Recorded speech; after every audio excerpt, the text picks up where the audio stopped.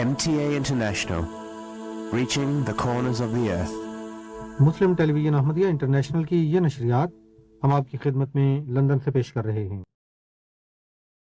اس وقت آپ کی خدمت میں سیدنا حضرت امیر المومنین خلیفۃ المسیح رابع ایدہ اللہ تعالیٰ بنصر العزیز کا ایک تاریخی خطبہ پیش کیا جا رہا ہے۔ حبیبنا صلی علی محمد صلی علی حبیبنا صلی علی محمد صلی علی رسولنا صلی علی محمد صلی علی رسولنا صلی علی محمد صلی علی محمد صلی علی محمد صلی علی محمد صلی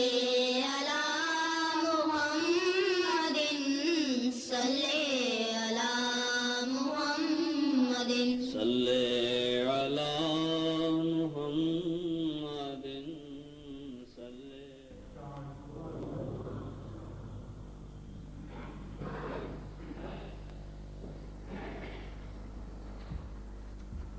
السلام علیکم ورحمۃ اللہ۔ اذان دے دیں۔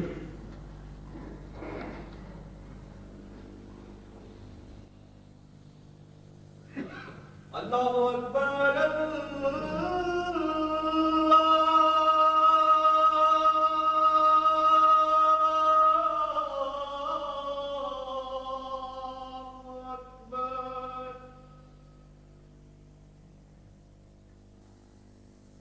اللہ اکبر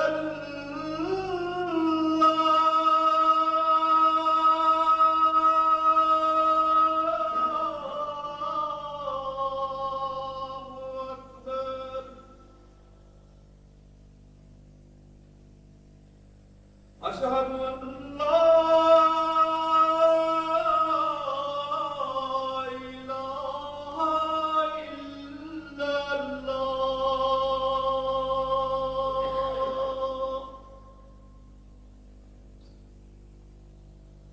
اشہد ان لا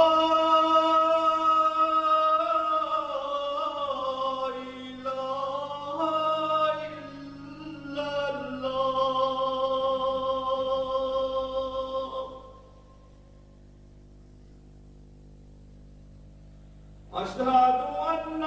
محمد رسول اللہ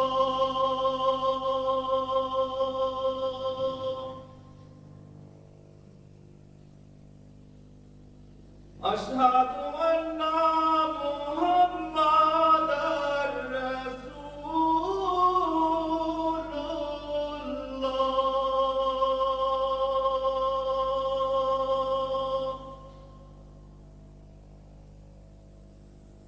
حی علی الصلاۃ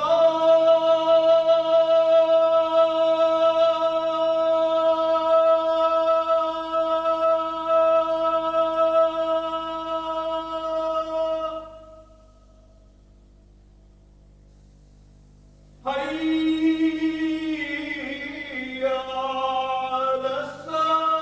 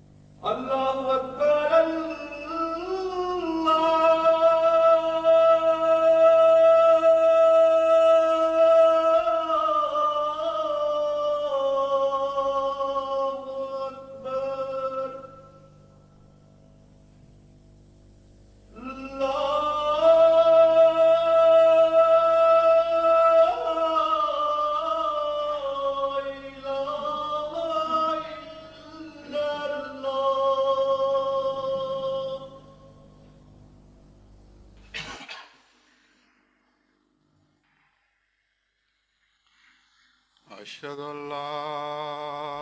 إله إلا الله وحده لا شريك له وأشهد أن محمدا عبده ورسوله أما بعد فأعوذ بالله من الشيطان الرجيم بسم الله الرحمن الرحيم الحمد لله رب العالمين الرحمن الرحيم مالك يوم الدين إياك نعبد وإياك نستعين اهدنا الصراط المستقيم صراط الذين أنعمت عليهم غير المغضوب عليهم ولا الضالين۔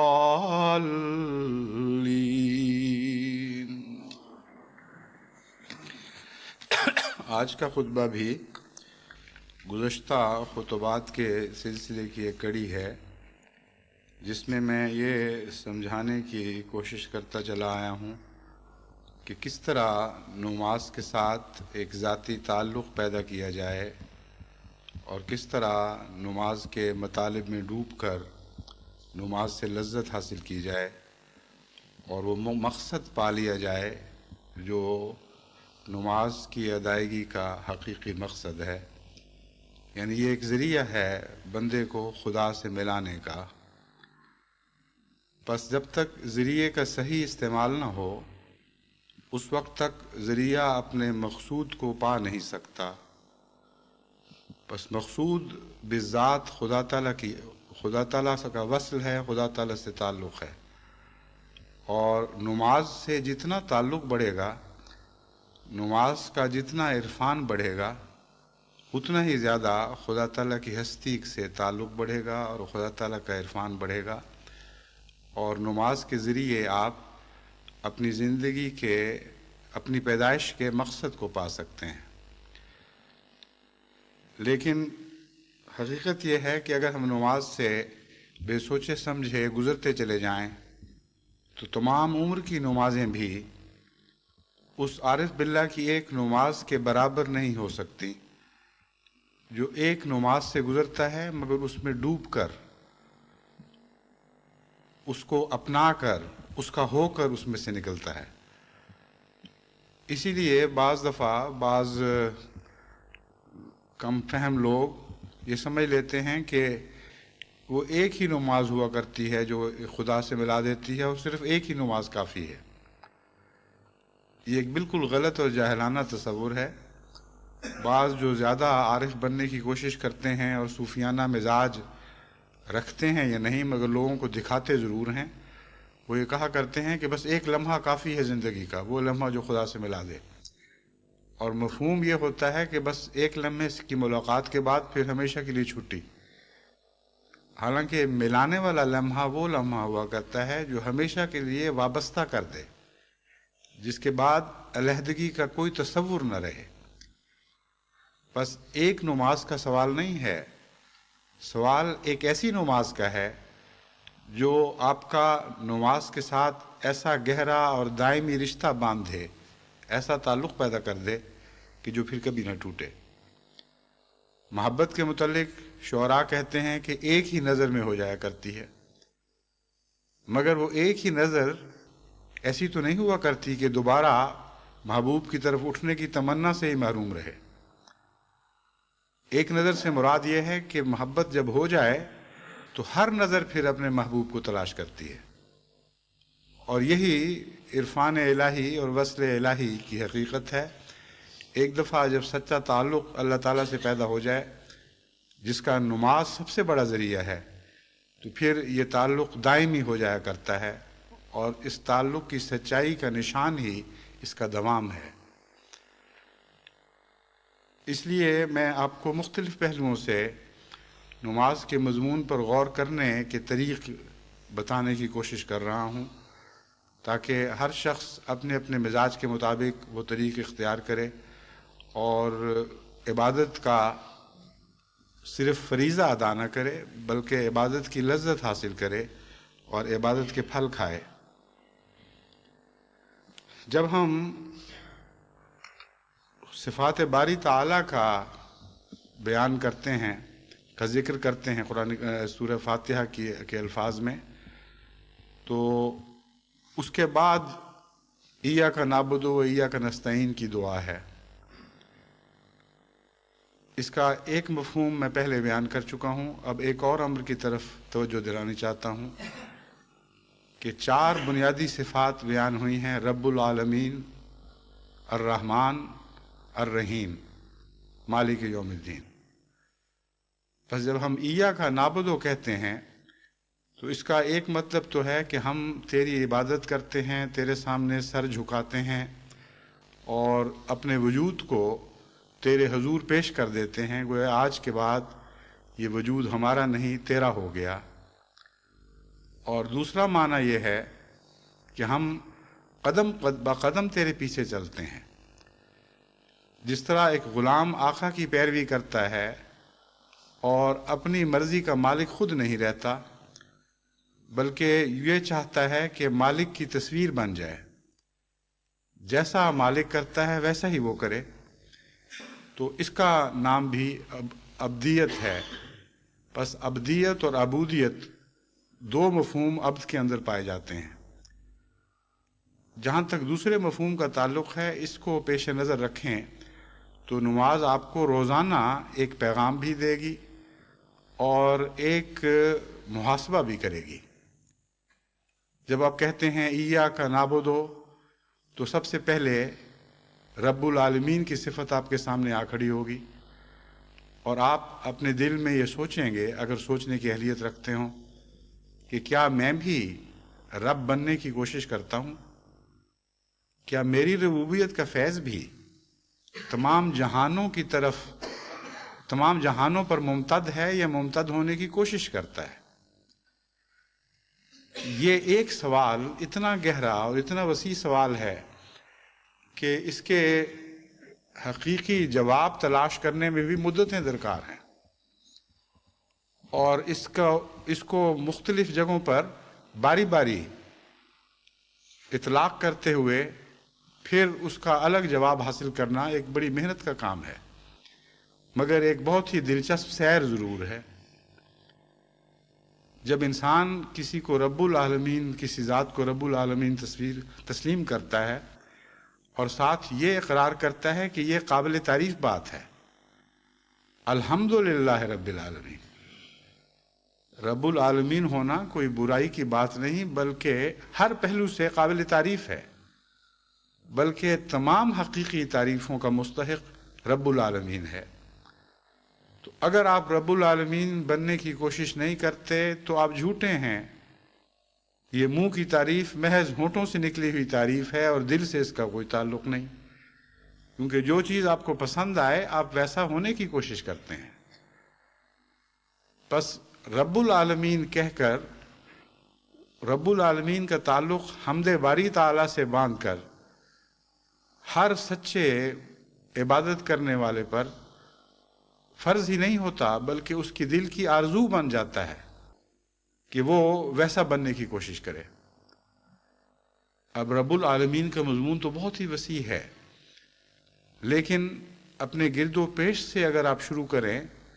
تو اس کا اطلاق نسبتاً آسان ہو جاتا ہے۔ بعض لوگ اپنے بچوں کے لیے رب ہوتے ہیں، لیکن دوسروں کے لیے نہ صرف یہ کہ رب نہیں ہوتے، بلکہ ربوبیت کے برعکس اثر دکھاتے ہیں۔ ماں اگر بچوں سے پیار کرتی ہے تو وہ بھی ایک ربوبیت کا مظہر ہے، لیکن وہ ربوبیت خدا کی نظر میں قابل تعریف نہیں ٹھہرتی یا قبولیت کے مستحق قرار نہیں دیتی، مستحق قرار نہیں پاتی جب وہی ماں اپنے سوتیلے بچوں سے ظلم کر رہی ہوتی ہے، جب دوسرے بچوں سے اس کا منفی سلوک ہوتا ہے، تو وہیں رب العالمین کا مضمون منقطع ہو جاتا ہے۔ ایسی ربوبیت جو محدود دائرے سے تعلق رکھتی ہو اس وقت تک قابل قبول ہے جب دائرہ وسیع ہو تو تب بھی ربوبیت جاری رہے اور منقطع نہ ہو جائے، لیکن ماں کی محبت اپنے بچوں سے اسی وقت ربوبیت کی تعریف سے باہر قدم نکال دیتی ہے جبکہ ماں کے تعلقات دوسرے بچوں سے اور دوسرے بنی نوع انسان سے منفی صورت اختیار کر لیتے ہیں۔ یہ ایک چھوٹی سی مثال ہے، مگر اس کو آپ پھیلائیں انسانی دائروں پر تو آپ کے لیے اپنا جائزہ لینا بہت ہی آسان ہو جاتا ہے۔ جب بھی آپ کسی سے تعلقات قائم کرتے ہیں تو وہ ایک لمحہ ہوتا ہے اپنے نفس کی اندرونی حالت کو جانچنے کا، تعلقات کس قسم کے قائم ہو رہے ہیں، کیوں ہو رہے ہیں، کیا ان میں تعلقات میں ربوبیت کا کوئی عنصر ہے بھی کہ نہیں۔ یہ وہ سوال ہے جو آپ کے تعلقات کو وضاحت سے کھول کر آپ کے سامنے لا کھڑا کرتا ہے، اور جب بھی تعلقات کروٹیں بدلتے ہیں اور لاشعوری حالت سے شعور میں ابھرتے ہیں، وہ وقت بھی ایسے ہوتے ہیں جب آپ اپنا جائزہ لے سکتے ہیں کہ آپ واقعتاً رب العالمین بننے کی کوشش کرتے ہیں کہ نہیں۔ بعض تعلقات جاری و ساری ہیں اور وہ ایک قسم کے لاشعور میں رہتے ہیں، مثلا اپنے ماحول سے، گرد و پیش سے، جانوروں سے تعلقات، یہ اگرچہ دبے ہوئے تعلقات ہیں لیکن ہیں صحیح، کیونکہ جس کائنات میں ہم سانس لے رہے ہیں یہاں لازماً ہمارے اس سے تعلقات ہیں۔ ایک بچہ چھوٹی سی بندوق لے کے شکار پر نکلتا ہے، اور جب وہ شکار کرتا ہے تو اس کے جانور سے ایک قسم کا تعلق قائم ہوتا ہے، اس کا یہ لاشعور سے شعور میں ابھر آتا ہے۔ اس وقت اگر وہ شکار کرتا ہے اور ربوبیت پر نظر رکھتے ہوئے خدا کی حمد ان معنوں میں کرتا ہے کہ مالک وہی ہے اور رب بھی وہی ہے، اس نے ہر شخص کے رزق کے انتظام فرمائے ہوئے ہیں، اور میرا جو اس جانور سے تعلق ہے بظاہر میں شکاری ہوں، لیکن یہاں خدا کی ربوبیت میرے لیے جلوہ دکھا رہی ہے، جس طرح اسی پرندے کے لیے اس نے اس وقت جلوے دکھائے جب یہ دوسرے چھوٹے چھوٹے جانوروں کا شکار کر کے خدا کی ربوبیت کے مزے چکھتا تھا۔ تو ربوبیت کا مضمون بظاہر اس صورت سے متصادم ہونے کے باوجود ایک نئی شکل میں آپ کے سامنے ظاہر ہوتا ہے، یعنی خدا تعالیٰ ایک پہلو سے رب بنتا ہے، دوسرے پہلو سے بظاہر ربوبیت کی نفی ہو رہی ہوتی ہے۔ ایسی صورت میں ایک بنیادی قانون ہے جو ہمیشہ کار فرما ہے، اور وہ یہ ہے کہ بہتر کے لیے ادنا کو قربان کیا جائے گا۔ یہاں ربوبیت ایک اور رنگ میں آپ کے سامنے ابھرتی ہے، مگر وہی بچہ جب آگے بڑھتا ہے اور ایک ایسے جانور کو جو خدا نے خوبصورتی کے لیے پیدا کیا ہے، جو اس کے کھانے کے کام نہیں آ سکتا، یا ایسے جانور کو جو خدا تعالیٰ نے صفائی کے لیے مقرر فرمائے ہوئے ہیں یا اور مقاصد کے لیے پیدا کیے ہیں، ان کو محض مارنے کی نیت سے مارتا ہے، تو یہاں ربوبیت سے وہ اپنا تعلق توڑ لیتا ہے اور واضح طور پر ربوبیت کی حدود سے باہر قدم رکھتا ہے۔ تو بظاہر ایک ہی فعل ہے، یعنی جانور سے تعلقات کے دوران کسی جانور کو ذبح کرنا یا شکار کرنا اور کسی جانور کی جان بخشی کرنا، لیکن یہ ایک فعل نہیں رہتے جب آپ ان افعال کو مختلف حالات میں ربوبیت کی کسوٹی پر پرکھ کر دیکھتے ہیں۔ پھر جانور جو ضرورت مند ہیں، جو مصیبت میں مبتلا ہیں، ان کے لیے آپ نے مغربی قوموں میں خاص طور پر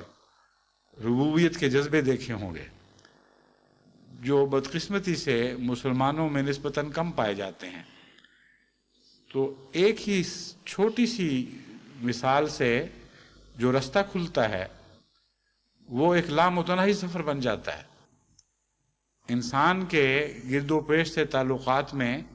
بے شمار قسم کے تعلقات ممکن ہیں، اور ہر تعلق میں جب آپ آگے قدم بڑھاتے ہیں یا نئے تجارب حاصل کرتے ہیں، جب لاشعوری تعلقات اچانک شعور میں ابھرتے ہیں، وہ وقت ہوتے ہیں، وہ اوقات ہوتے ہیں جب آپ اپنا جائزہ لے سکتے ہیں اور رب العالمین سے اپنے تعلق کو یا قائم کر سکتے ہیں یا منقطع کر سکتے ہیں۔ پھر ربوبیت کے دائرے میں بالعموم جیسا کہ آپ سب جانتے ہی ہیں غربا سے تعلق ہے، خدا کے مصیبت زدہ بندگان کی مصیبتوں کا حل ہے، اور اس کے برعکس ایسے افعال ہیں جو منفی اثر پیدا کرنے والے ہیں۔ ایک آدمی اگر ایک غریب کی سے ہمدردی نہیں کر سکتا تو اس کی ربوبیت کے متعلق ہم یہ کہہ سکتے ہیں کہ افسانوی ربوبیت ہے۔ وہ سمجھتا ہے کہ میں رب سے محبت کرتا ہوں، لیکن حقیقت میں نہیں، کیونکہ ویسا بننا نہیں چاہتا۔ لیکن ایک شخص جب ربوبیت سے کے برعکس تعلقات کسی سے قائم کرتا ہے، کسی غریب کا حق مارتا ہے، کسی یتیم کے اموال ہضم کرنے لگ جاتا ہے، کسی کمزور پر ظلم اور زیادتی کرتا ہے، تو یہ ربوبیت کی منفی علامات ہیں۔ اب ایسا شخص جب نماز میں کہتا ہے الحمدللہ رب العالمین، تو حقیقت میں آسمان سے یہ آواز کیا بن کر اس پر پلٹتی ہے، یہ سوال ہے۔ کیا وہ رحمت کے پھول بن کر اس پہ برسے گی جیسا کہ آگے رحمان کا ذکر چلا ہے، یا برعکس شکل اختیار کرے گی؟ امر واقعہ یہ ہے کہ اگر انسان کا اپنا عمل ربوبیت سے منفی ہوگا تو یہ آواز کہ الحمدللہ رب العالمین ہمیشہ اس پر لعنت بن کر گرے گی، اور از خود یہ آواز اس کے لیے رحمت کے پھول اس پر برسانے کا موجب نہیں بنے گی۔ بس یہ مضمون بہت ہی وسیع اور گہرا ہے، اور اس مضمون کو آپ آگے بڑھائیں اور رحمانیت سے تعلق جوڑیں تو ایاک نعبد دوبارہ کہیں، اور پھر سوچیں کہ رحمان خدا نے آپ کے لیے کیا کیا کچھ پیدا کیا ہے۔ رحمان کا تصور قائم ہی نہیں ہو سکتا جب تک عدل کا تصور نہ ہو، کیونکہ رحمان عدل سے بالا ہے اور اوپر ہے۔ بالا ان معنوں میں نہیں کہ بے نیاز، بلکہ عدل کے قیام کے بعد رحمانیت کا مضمون شروع ہوتا ہے۔ بس جو شخص عدل پر ہی قائم نہیں، وہ یہ کیسے کہہ سکتا ہے الحمدللہ رب العالمین الرحمن الرحیم؟ رحمان تو ضرورت سے بڑھ کر دینے والا، حق سے بڑھ کر دینے والا، بن مانگے دینے والا۔ بس یہاں تعلقات کے دائرے ربوبیت کی ایک بالا شان دکھانے لگتے ہیں۔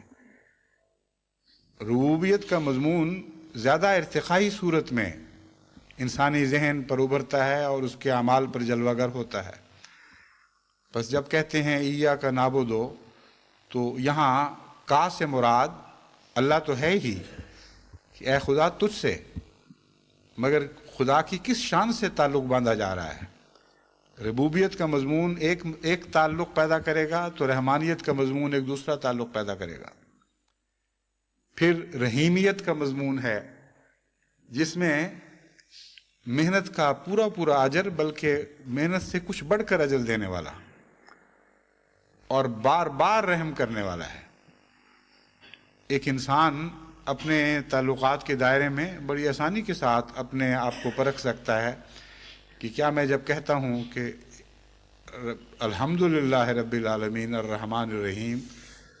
تو رحیم تک میری حمد کی آواز پہنچتی بھی ہے کہ نہیں؟ کیا رحیمیت کو واقعی میں قابل تعریف سمجھتا ہوں؟ اور اگر سمجھتا ہوں تو پھر میں خود کیوں رحیم بننے کی کوشش نہیں کرتا؟ بس جہاں جہاں اس کے اس سوال کے جواب میں ایک منفی تصویر ابھرتی ہے یا بے رنگ تصویر ابھرتی ہے، وہیں اس کا ایا کا نابودو کہنا اثر سے خالی ہوتا چلا جاتا ہے۔ جہاں منفی تصویر ابھرتی ہے اس کا مضمون بعد میں بیان ہوگا، پھر اس کے ساتھ کیا ہوتا ہے۔ آگے بڑھیں تو مالک یوم الدین تک آپ پہنچ جاتے ہیں۔ مالک میں خدا تعالیٰ کی نہ صرف ملکیت کی صفت بیان ہے بلکہ ملوکیت کی صفت بھی بیان ہے، یعنی مالک کے اندر سب چیزیں داخل ہو جاتی ہیں۔ لیکن جب یوم الدین کے ساتھ مالک کا مضاف ہو تو مالک یوم الدین کا مطلب یہ ہے کہ ایسا مالک جس کے قبضہ قدرت میں تمام انجام ہیں، کوئی چیز اس سے بھاگ کر باہر نکل ہی نہیں سکتی۔ ساری عمر کوئی شخص محنت کرے اور وہ سمجھے کہ میری اس کوشش میں کسی اور نے کوئی دخل نہیں دیا اور میں کامیاب ہو گیا، لیکن اس محنت کا پھل گھر پہنچتے تک بھی اگر مالک یہ فیصلہ کر لے کہ اس سے فائدہ نہیں اٹھا سکے گا تو وہ فائدہ نہیں اٹھا سکے گا۔ اگر گھر میں پہنچ بھی جائے اور وہ بظاہر سمجھے کہ میں اپنی محنت کے پھل پر قابو پا چکا ہوں، یہ میرا ہو چکا ہے، اگر مالک یہ سمجھے کہ اس محنت کرنے والے کو فائدہ نہیں پہنچنا چاہیے تو وہ محنت کرنے والا خود دنیا سے اٹھ سکتا ہے، یا کوئی اور ایسی بلا اس پر نازل ہو سکتی ہے کہ گھر میں پھل موجود ہے لیکن محنت سے فائدہ نہیں اٹھا سکتا۔ تو مالک ایک ایسے کامل صاحب اختیار وجود کا تصور پیدا کرتا ہے جس کے قبضہ قدرت میں ہر چیز ہے، جو سیاست کا بھی بادشاہ ہے، جو ملکیت کا بھی بادشاہ ہے اور ملوکیت کا بھی، یعنی وہ تمام اختیارات بھی رکھتا ہے جو ایک مالک اپنی کسی چیز پر رکھتا ہے، خواہ وہ بادشاہ ہو یا نہ ہو۔ ایک چھوٹے سے چھوٹا غریب آدمی بھی کچھ نہ کچھ اختیار رکھتا ہے۔ ایک روٹی کا ٹکڑا بھی اگر اس کو بھیک کے طور پر ملا ہو تو اس ٹکڑے پر تھوڑا سا اختیار رکھتا ہے۔ تو مالک کے اندر یہ تمام اختیارات آ جاتے ہیں جن میں بادشاہ کو دخل کر دینے کا کوئی حق ہی نہیں پہنچتا، اور اگر وہ چاہے بھی تو ہر ایک کے اختیار چھین نہیں سکتا۔ تو مالک ایسے عظیم وجود کو کہتے ہیں جو ہر چیز کا حقیقی مالک ہے، چھوٹی ہو یا بڑی ہو۔ اور ملک کے اندر بعض ایسی باتیں ہیں یعنی بادشاہ کے اختیارات میں جو مالکیت کے دوسرے اختیارات میں نہیں ہوا کرتی۔ بادشاہ قانون بنا دیتا ہے، بادشاہ جب چاہے کسی کو ڈسپوزیس کر دیتا ہے، اس کے اختیارات وقتی طور پر چھین لیتا ہے۔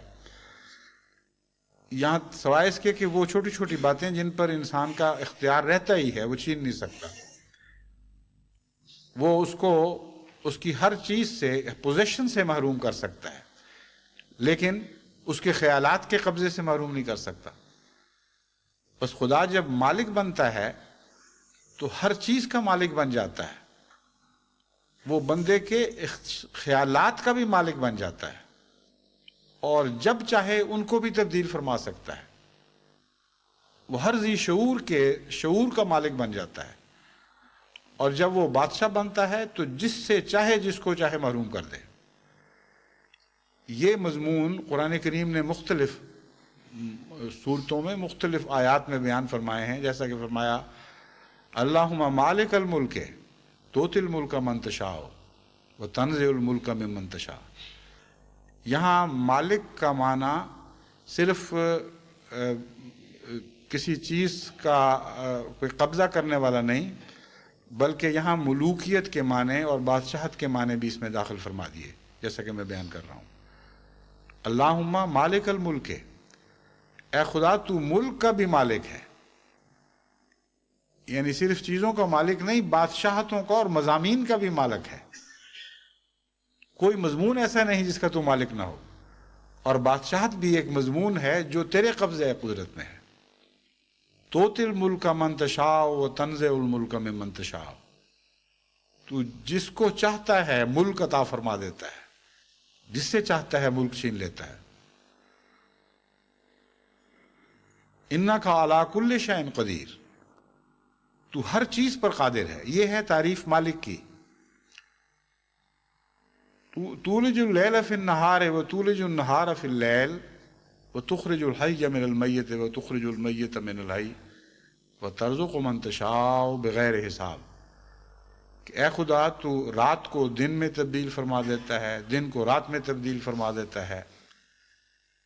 موت سے زندگی نکالتا ہے اور زندگی سے موت نکالتا ہے، مردوں سے زندہ پیدا کرتا ہے اور زندوں سے مردہ پیدا کر دیتا ہے۔ وَتَرْزُقُ مَن تَشَاءُ بغیر حساب، اور جس کو چاہے بے حساب رزق عطا فرما دیتا ہے۔ تو اس آیت نے اس مضمون کو خوب کھول دیا کہ مالک سے مراد محض کسی چیز کا مالک ان معنوں میں نہیں ہے جن معنوں میں ہم مالک بنتے ہیں یا مالکیت کا مضمون سمجھتے ہیں،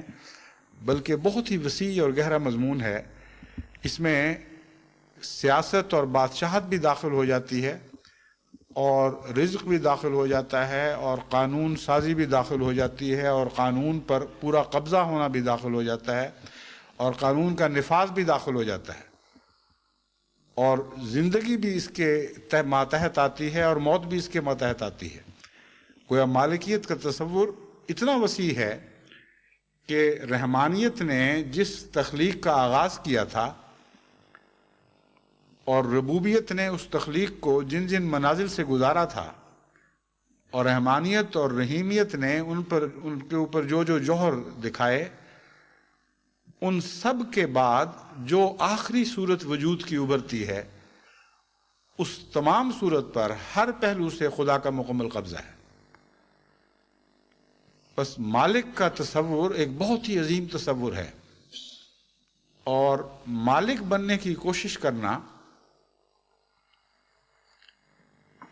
یہ مضمون ایک مشکل مضمون ہے، لیکن اس کا تعلق پہلے مضامین سے ہے۔ امر واقعہ یہ ہے کہ مالک ظالم بھی ہو سکتا ہے، سفاک بھی ہو سکتا ہے، کسی سے ناجائز چھین کر بھی مالک بن سکتا ہے وقتی طور پر، اور ملوکیت کے اور ملکیت کے مختلف نہایت خوفناک مظاہر ہم دیکھتے ہیں۔ تو پھر ہم ویسا بننے کی کیسے کوشش کر سکتے ہیں؟ لیکن امر واقعہ یہ ہے کہ جب آپ ربوبیت کے دروازے سے داخل ہو رہے ہیں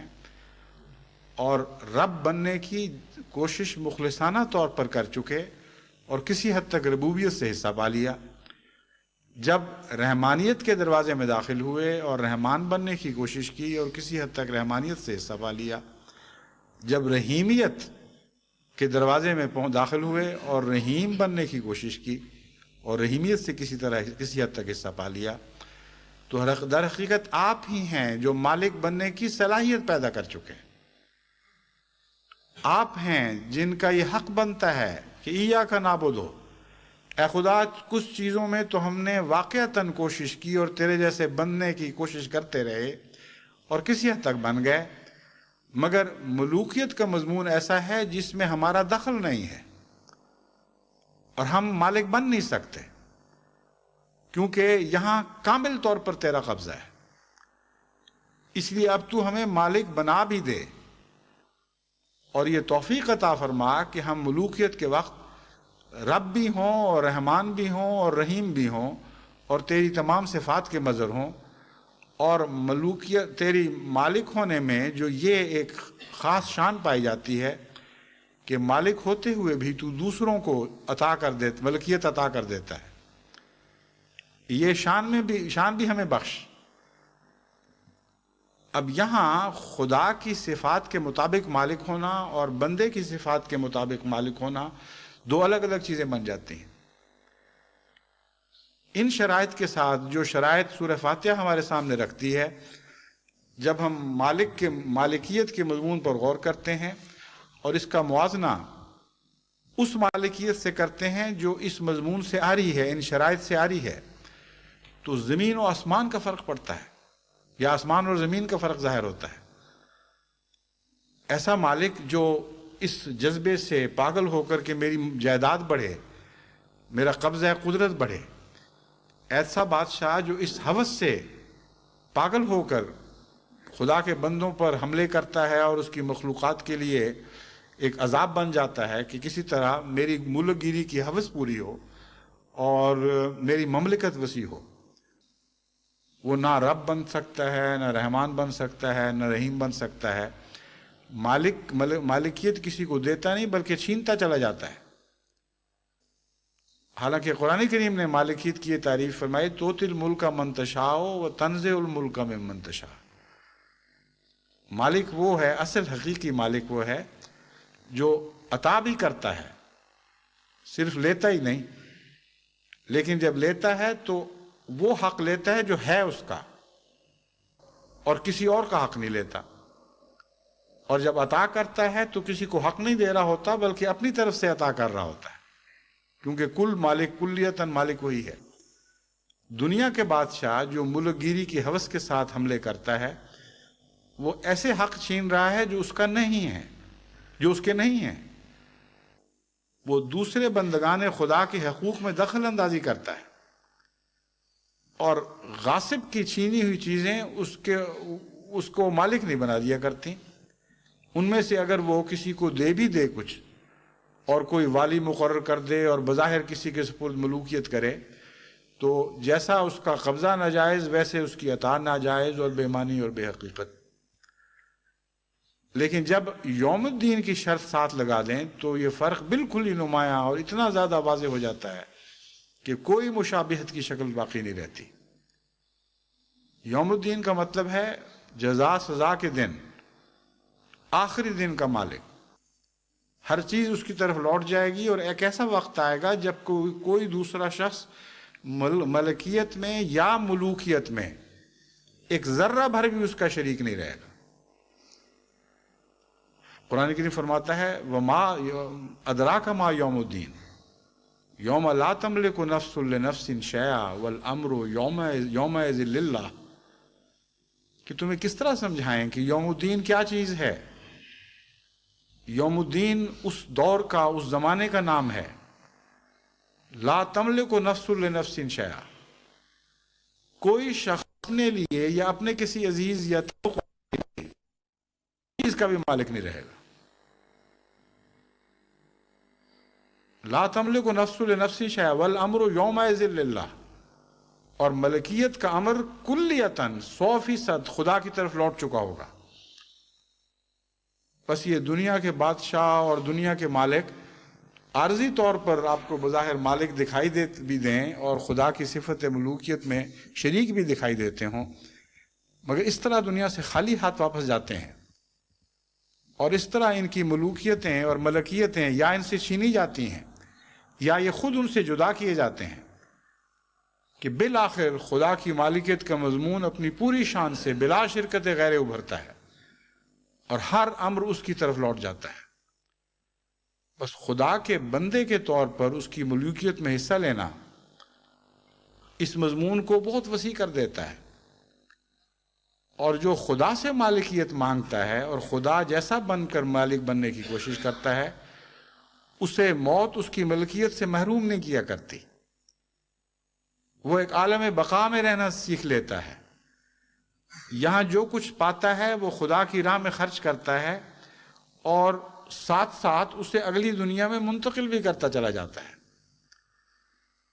یہاں جو بادشاہتیں خدا کی خاطر عاجزی اور انکساری سے کرتا ہے، اور رب اور رحمان اور رحیم بن کر خدا کے بندوں سے اپنے تعلقات قائم کرتا ہے، بڑا ہو کر چھوٹا بنتا ہے، اس کی ملوکیت بھی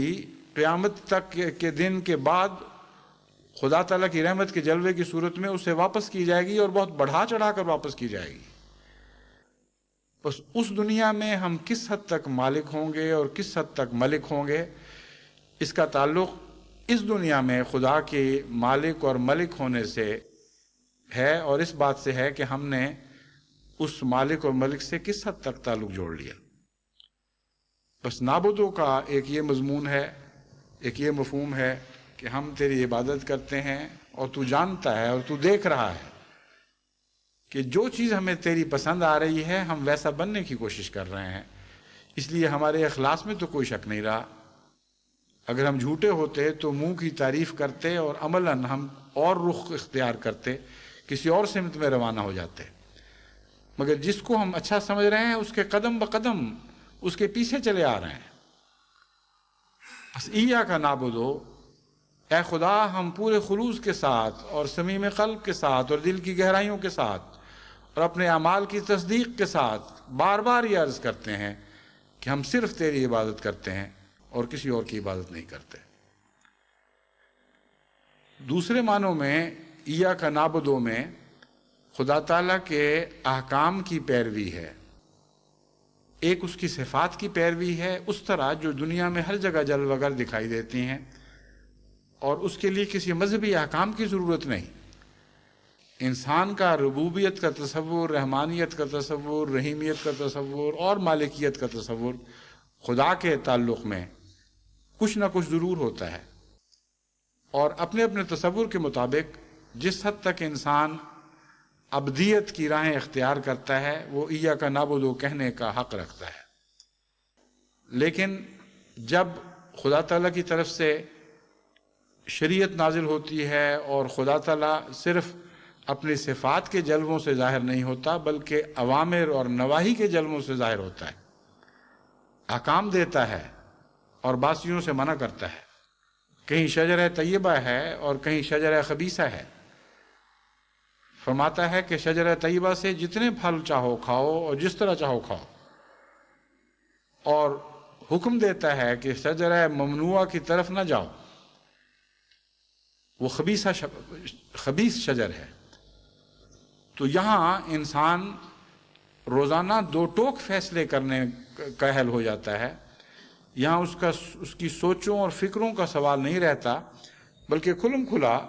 خدا کی عبودیت یا عدم عبودیت کے مراحل اس کے سامنے آتے ہیں، اور ہر مرحلے پر وہ فیصلہ کرتا ہے کہ میں نے عبودیت کرنی ہے یا عبودیت سے منہ پھیرنا ہے۔ بس ان معنوں میں جب وہ ان شرائط کو پورا کرتا ہے، اور ہم یہ نہیں کہہ سکتے کہ پورا کرتا ہے، یہ کہہ سکتے ہیں کسی حد تک پورا کرتا ہے، تو وہی چار صفات کے جلوے دوبارہ ایک کے بعد دوسرے ہمارے سامنے رقص کرتے ہوئے آ جاتے ہیں، ایک حسین نظارے کی صورت میں آ جاتے ہیں۔ ربوبیت کے معاملے میں ہم نے کس حد تک خدا کے احکامات کی پیروی کی اور اس کی مناہی سے بچے۔ رحمانیت کے پہلو سے ہم نے خدا تعالیٰ کے کس کس حکم کی پیروی کی اور کس کس حکم کا انکار کیا، اور رحیمیت کے پہلو سے ہم نے کس حد تک خدا تعالیٰ کے احکامات کی پیروی کی یا ان کا انکار کیا، اور اسی طرح مالکیت کے پہلو سے ہم کس حد تک واقعتاً خدا کے سچے بندے ثابت ہوئے۔ یہ عبودیت کے مضمون کو مکمل کر دیتا ہے، اور اسی مضمون میں یہ نماز بھی شامل ہے جس میں ڈوب کر آپ خدا سے یہ تعلقات قائم کر رہے ہیں۔ خدا نے ہی اپنے تعلق کا یہ ذریعہ بیان فرمایا اور سب سے زیادہ اس کو اہمیت دی۔ تو اس ساری دنیا کی سیر کے بعد جب آپ ایک نمازی واپس اپنے حال میں لوٹتا ہے تو یہ بھی پھر پہچانتا ہے اور دیکھنے کی کوشش کرتا ہے کہ میں کس حد تک نماز کے تقاضے پورے کر رہا ہوں، اور کس حد تک عدل کے ساتھ نماز کے تقاضے پورے کر رہا ہوں، اور کس حد تک عدل سے بالا اور اونچا ہو کر خدا کے حضور ایسی عبادت کر رہا ہوں کہ اگر نہ بھی کروں تو مجھ پر حرف نہیں، لیکن بہت بڑھ کر سلوک کرتا ہوں۔ اور جب یہ مضمون شروع ہوتا ہے تو وہاں احسان کا مضمون داخل ہو جاتا ہے، یعنی عدل سے نماز احسان میں تبدیل ہونے لگتی ہے اور زیادہ پہلے سے بڑھ کر حسین ہونے لگ جاتی ہے۔ اب آپ ایاک نستعین میں داخل ہوتے ہیں۔ اب دیکھیں کہ ہر شخص کا ایاک نستعین ہر دوسرے شخص سے کتنا مختلف ہو چکا ہے۔ بظاہر ایک ہی آواز ہے کہ اے خدا ہم تیری مدد چاہتے ہیں اور صرف تیری مدد چاہتے ہیں، تجھ سے مدد مانگتے ہیں اور صرف تجھ سے مدد مانگتے ہیں، لیکن کس کس مدد کی اہلیت کے ساتھ؟ جب بھی سوالی حکومتوں میں پیش ہوا کرتے ہیں تو ان کے ساتھ ان کے بایو ڈیٹاز ہوتے ہیں، ان کے اعمال نامے ہوتے ہیں، جو چیز انہوں نے حاصل کی، جو حاصل نہ کر سکے، ان سب کے خلاصہ بعض صفحات پر درج ہو کر پیش ہوا کرتا ہے۔ اگر کسی نے چپڑاسی بھی بننا ہو تو اس کے لیے بھی کچھ صلاحیتیں درکار ہیں۔ بس وہ بادشاہ جو چپڑاسی بھی بنا سکتا ہے اور وزیر اعظم بھی بنا سکتا ہے، وہ بظاہر مالک تو ہے اور قدرت تو رکھتا ہے کہ جسے چاہے چپڑاسی بنا دے، جسے چاہے وزیر اعظم بنا دے، مگر آنکھیں بند کر کے ایسا نہیں کرتا۔ وہ دیکھتا ہے کہ درخواست کنندہ کے پاس کون سی دوسری صلاحیتیں ہیں، کون سے اس کے مددگار کوائف ہیں جن کی روشنی میں مجھے اس کے ساتھ اپنے تعلقات میں معین فیصلہ کرنا ہے کہ کس مرتبے پر اس کو میں نافذ کروں گا، کس مقام تک اس کو بلند کروں گا، اس کا رفع کہاں تک ہونا ہے۔ پس ایاک نستعین میں ادنا سے ادنا حالت سے لے کر اعلیٰ سے اعلیٰ حالت تک کی دعا مانگ لی گئی، مگر اس بات کا فیصلہ کہ یہ دعا کس حد تک قابل قبول ہوگی، یہ فیصلہ ایاک نعبدو نے پہلے ہی کر دیا ہے۔ اور ایاک نعبدو کے مضمون کی تفصیل خدا کی نظر میں ہے، اور فرشتے اس تفصیل کو لکھتے چلے جاتے ہیں اور ایک ایسا اعمال نامہ تیار کرتے چلے جاتے ہیں جن کے متعلق قرآن کریم فرماتا ہے کہ جب قیامت کے دن دوسری زندگی میں یہ اعمال نامہ انسان کے سامنے پیش ہوگا تو حیرت سے کہے گا کہ ما لہذا الکتاب لا یغادر صغیرۃ ولا کبیرہ، کہ کیسی کتاب ہے کہ کوئی چھوٹی سے چھوٹی چیز بھی نہیں چھوڑ رہی اور کوئی بڑی سے بڑی چیز بھی نہیں چھوڑ رہی، ہر چیز کا اس نے احاطہ کیا ہوا ہے۔ بس وہ احاطہ جو قیامت کے دن ہوگا، وہی احاطہ اس دنیا میں ایاک نستعین کے وقت ہوتا ہے، اور یہی وجہ ہے کہ دعاؤں کی قبولیت میں ہر بندے سے الگ الگ سلوک ہو رہے ہوتے ہیں۔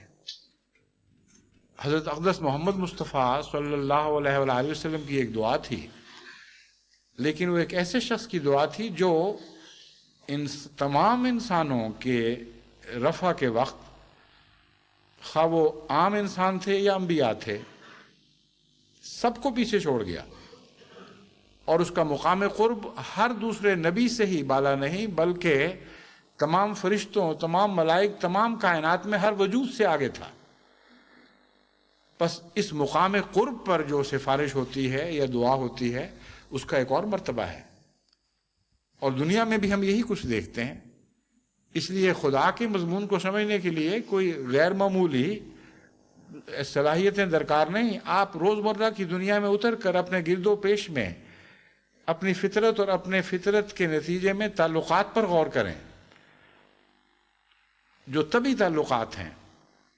اور سچائی پر مبنی ہیں، تو آپ کے لیے خدا تعالیٰ سے تعلقات قائم کرنا کچھ بھی مشکل نہیں رہتا۔ اب ایک بادشاہ کے حضور اس کا وزیر اعظم جو اس کا چہیتا بھی ہو، وہ ایک درخواست پیش کرتا ہے، اگرچہ وہ درخواست ایسے غریبوں کی طرف سے ہے یا ایسے مجرموں کی طرف سے ہے جن سے بادشاہ کو یا تعلق نہیں ہے یا ان سے ناراض ہے، لیکن جب وزیر اعظم وہ درخواست پیش کرتا ہے تو اس کی حیثیت بالکل بدل جاتی ہے، اور قبولیت کا ایک بڑا مرتبہ اس درخواست کو حاصل ہو جاتا ہے۔ ورنہ ہر کس و ناقص کو کہاں یہ طاقت حاصل ہے کہ وہ بادشاہ کی بعض دفعہ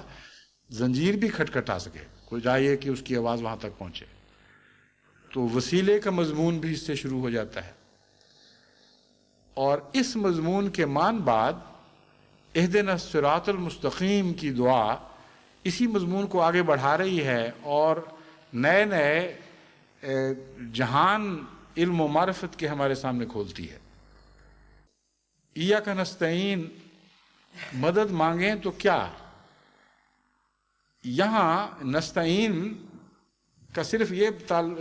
عبودیت سے ان معنوں میں تعلق نہیں جو میں بیان کر چکا ہوں، بلکہ نستعین ایک خالی برتن ہے۔ اب دیکھنا یہ ہے کہ اس میں کیا مانگا گیا ہے۔ نستعین کا ایک تعلق رب سے ہے، رحمان سے ہے، رحیم سے ہے، مالک یوم الدین سے ہے اور عبادتوں سے ہے، اور اس کی روشنی میں ہر چیز انسان مانگ سکتا ہے، ایک تسمہ بھی خدا سے مانگتا ہے اور مانگنا چاہیے، اور قرآن حضرت صلی اللہ علیہ وآلہ وسلم نے یہی فرمایا ہے کہ خدا سے صرف بڑی چیزیں نہیں، چھوٹی چیزیں بھی مانگو، اور صرف چھوٹی نہیں بلکہ بڑی چیزیں بھی مانگو۔ تو نستعین ایک بہت بڑا وسیع اور کھلا برتن ہے جس کو آپ نے بھرنا ہے کچھ نہ کچھ مانگ کر۔ لیکن جب آپ یہ کہتے ہیں ایاک اہدنا الصراط المستقیم، تو یہاں آپ دنیاوی چیزوں سے ہٹ کر کچھ اور مانگنے لگے ہیں۔ اب یہاں نعمتیں نہیں مانگ رہے بلکہ مراتب مانگ رہے ہیں، اور ان دو باتوں میں بڑا فرق ہے۔ صراط الذین انعمت علیہم فرمایا، یہ نہیں فرمایا کہ اے خدا ہمیں ہدایت دے اس رستے کی طرف جس پر نعمتیں ملتی ہوں۔ نعمتیں تو جتنی مانگنی تھی پہلے ہی مانگ چکا ہے، یعنی دنیا کی نعمتیں اور دوسری ایسی چیزیں جو نعمت کہلاتی ہیں۔ یہاں کہیں یہ نہیں فرمایا کہ اے خدا ہمیں اس رستے کی ہدایت دے جو جہاں نعمتیں ملتی ہوں، فرمایا انعمت علیہم، اس رستے کی طرف ہدایت دے جہاں تیرے پیار حاصل کرنے والے، تجھ سے انعام پانے والے چلتے ہیں۔ اب یہاں اس دعا میں نعبدو اور نستعین کے دونوں مضامین اکٹھے ہو گئے ہیں۔ یہ بتایا گیا ہے کہ روحانی مرتبے اور قرب الہی کے لیے اگر تم دعا مانگو گے تو یہ ایک ایسا مضمون ہے جو عام حالات میں نعمتیں عطا کرنے سے مختلف مضمون ہے۔ ایک کافر جو خدا تعالیٰ کے احکامات کی خدا تعالیٰ کے احکامات سے کھلم کھلا بغاوت کرتا ہے، وہ بھی خدا کی نعمتوں میں حصہ پاتا ہے، کیونکہ دنیا میں ہر جگہ اس کی نعمتیں پھیلی پڑی ہیں۔ کوئی ایسا انسان نہیں ہے جو خدا کی نعمت سے حصہ نہ پاتا ہو۔ لیکن جب آپ یہ کہتے ہیں کہ انعمت علیہم، اے خدا ہمیں ان لوگوں کا رستہ دے جو منعم علیہم ہیں، تو نعمتیں نہیں مانگی بلکہ خدا سے انعام یافتہ لوگ بننے کی دعا مانگی ہے۔ اور یہاں سارے کافر تمام خدا سے روگردان اور دنیا دار الگ ہو جاتے ہیں، اور ان کا رستہ یہاں ختم ہو جاتا ہے۔ اب ایک اور رستہ شروع ہوتا ہے جو قرب الہی کا رستہ ہے، خدا سے پیار مانگنے کا رستہ ہے، اس سے مراتب حاصل کرنے کا رستہ ہے۔ اور اس کے متعلق ہمیں فرمایا کہ یہ رستہ تمہیں تب عطا ہوگا جب تمہاری عبادت واقعتاً ان رستوں سے گزرے گی جن رستوں سے انعام پانے والوں کی عبادتیں گزر چکی ہیں، جہاں تم نعمت کی دعا نہیں مانگ رہے ہوگے بلکہ نعمت پانے والوں کی جیسا بننے کی دعا مانگ رہے ہوگے۔ اور یہ دعا پہلی دعا سے بہت زیادہ مشکل دعا ہے۔ لوگ عموماً سمجھتے ہیں اہدنا الصراط المستقیم کہنا بڑا آسان کام ہے، اے خدا ہمیں سیدھے رستے پر چلا، بس بات ختم ہو گئی۔ وہ یہ نہیں سوچتے کہ جن لوگوں پر خدا نے انعام کیا تھا وہ تھے کون کون، اور اس دنیا میں کن کن مصیبتوں سے گزرے ہوئے۔ حضرت محمد مصطفیٰ صلی اللہ علیہ وآلہ وسلم تمام انعام پانے والوں کے سردار تھے، اور اس سے پہلے موسیٰ نے بھی انعام پائے، اور عیسیٰ نے بھی پائے، اور ابراہیم نے بھی پائے، اور نوح نے بھی پائے، اور تمام گزشتہ انبیاء جن کی تاریخ قرآن کریم میں محفوظ ہے، وہ لوگ ہیں جنہوں نے جو منعم علیہم کے گروہ میں داخل ہیں، اس رستے پر چلتے رہے جس پر خدا نے انعام پانے والے انسان پیدا کیے تھے۔ انعام نہیں رکھے، انعام حاصل کرنے والے انسان پیدا کیے تھے۔ اب ان پر آپ نظر ڈالیں تو ہر ایک کی زندگی ایک مصیبت، یعنی دنیا کی نظر میں ایسے خطرناک مراحل سے گزرے ہیں، ایسے تکلیف دہ حالات کا ساری عمر سامنا رہا، ایسی آزمائشوں میں مبتلا ہوئے، ایسے دکھ ان پر لادے گئے کہ جو عام انسان کی کمر توڑ دیتے ہیں۔ تو کیا آپ یہ دعا مانگ رہے ہیں کہ اے خدا ہمیں وہ بنا دے؟ اچانک ایک جھٹکا لگتا ہے انسان کو، اور انسان حیران رہ جاتا ہے کہ میں کہاں پہنچ گیا۔ ایاک نعبد و ایاک نستعین کہتے کہتے آرام سے ہم ہر چیز میں مانگتے چلا جا رہا تھا، اور اچانک ایسے مقام پر پہنچ گیا ہوں جہاں ڈر لگتا ہے اور دل میں خوف پیدا ہوتا ہے کہ میں کیا مانگ رہا ہوں. اور اگر دیانتداری سے یہ مانگتا ہے تو پھر ہر بڑی سے بڑی قربانی کے لیے تیار ہونے کی کوشش کرتا ہے، اور ارے نہ مناسک نہ کی دعا مانگ رہا ہوتا ہے. یہ کہہ رہا ہوتا ہے کہ اے خدا اب مجھے میری قربان گاہیں دکھا، مجھے بتا کہ کہاں کہاں میرے خون کے قطرے تیری راہوں میں بہنے چاہیے، کس کس مقام پر میرے سر قلم ہونے چاہیے اور میری جان تجھ پر فدا ہونی چاہیے. کتنی ایک عظیم اور لیکن کتنی محیب دعا بن جاتی ہے ان معنوں میں کہ انسان منعم علیہم کے گروہ پر جب غور کرتا ہے، منعم علیہم کے گروہ پر غور کرتا ہے تو ایک اور ہی تصویر ابھرتی ہے. اور اس تصویر کے ساتھ خوف جو پیدا ہوتا ہے اس کے لیے اللہ تعالیٰ نے اس کا علاج قرآن کریم میں رکھ دیا ہے. فرمایا منعم علیہ وہ نہیں ہیں جو صرف انبیاء سے تعلق رکھتے ہیں، بلکہ ان کے مختلف مراتب ہیں. وَمَن يُطِعِ اللَّهَ وَالرَّسُولَ فَأُولَٰئِكَ مَعَ الَّذِينَ أَنْعَمَ اللَّهُ عَلَيْهِمْ مِنَ النَّبِيِّينَ وَالصِّدِّيقِينَ وَالشُّهَدَاءِ وَالصَّالِحِينَ وَحَسُنَ أُولَٰئِكَ رَفِيقًا. تو اے بندو خوف نہ کھاؤ، لیکن سچائی سے دعا ضرور مانگو. اگر تمہیں ابھی یہ حوصلہ نہیں کہ منعم علیہم لوگوں میں سے کے سرتاجوں کا جیسا بننے کی کوشش کرو اور خدا سے یہ دعا مانگو کہ جس طرح وہ ان کی زندگیاں گزری ویسی ہماری زندگیاں بھی گزریں، تو پھر ذرا نیچے اتر جاؤ، نچلی سیڑھی پر کھڑے ہو کر دعا مانگ لو. وہاں نہیں ہمت پڑتی تو اس سے نچلی سیڑھی پہ کھڑے ہو کے دعا مانگ لو. سب سے آخری چوکھٹ پہ کھڑے ہو جاؤ. صالحین کے اندر ہر قسم کے لوگ شامل ہیں. ایسے بھی ہیں جن سے کمزوریاں بھی سرزد ہوئیں، جن کے اندر طاقت نہیں تھی زیادہ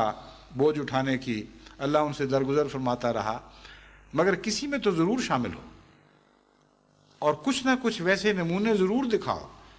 جیسے انعام پانے والوں نے اس سے پہلے دکھائے ہیں. تو دیکھیے یہ دعا کتنے، سورہ فاتحہ کی دعا ہمیں کن کن راہوں سے گزارتی رہی ہے، کن کن نئے مطالب اور معارف کے جہان ہمارے سامنے کھولتی چلی جا رہی ہے اور کھولتی رہی ہے، اور کس طرح ہمیں رفتہ رفتہ سلیقہ سکھاتی ہے، تربیت دیتی ہے کہ خدا تعالیٰ کی عبادت کس طرح ادا کرو، اس سے کیا فائدہ اٹھاؤ، کس طرح اس سے دلی تعلق قائم کرو. لیکن جیسا کہ میں نے بیان کیا تھا، یہ مضمون تو شاید اور ایک دو خطبوں کا محتاج رہے. ابھی وقت ختم ہو رہا ہے، 1 گھنٹے کے قریب وقت گزر چکا ہے. تو اللہ تعالیٰ توفیق عطا فرمائے تو انشاءاللہ آئندہ یا اس سے آئندہ خطبے میں اس مضمون کو جاری رکھیں گے. السلام علیکم.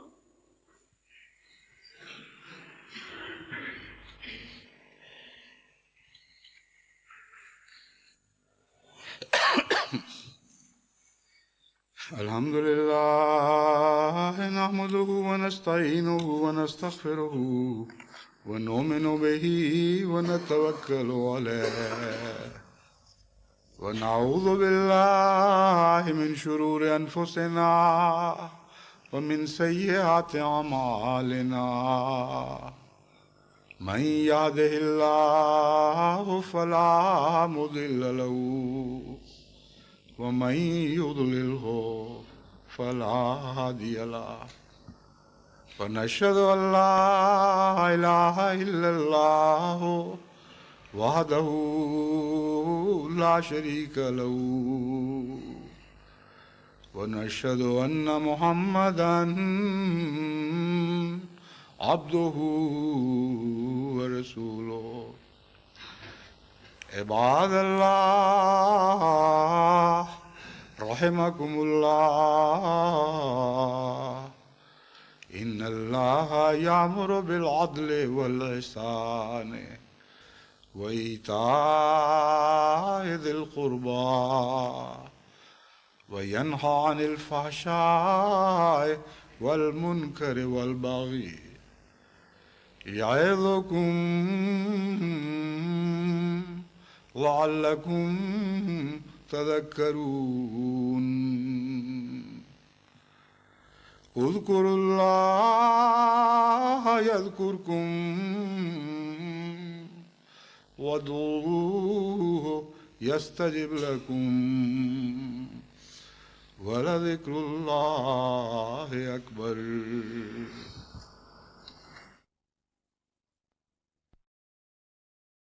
ما كان محمد أبا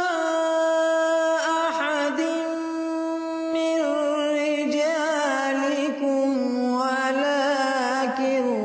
رسول الله وخاتم النبيين.